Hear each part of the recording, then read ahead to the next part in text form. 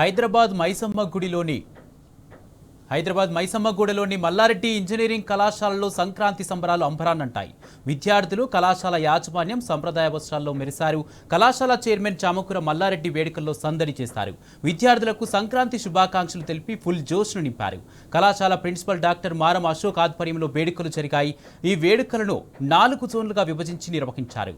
Form to future, ప్రకృతి సుస్థిర అభివృద్ధి, సంప్రదాయ శాస్త్రం, స్థానిక జ్ఞానం, రూట్స్ టు ఇన్నోవేషన్ అని విభజించి సాంస్కృతిక మూలాలు ఇంజనీరింగ్ విద్యకు ఏ విధంగా దోహదపడతాయో వివరించారు.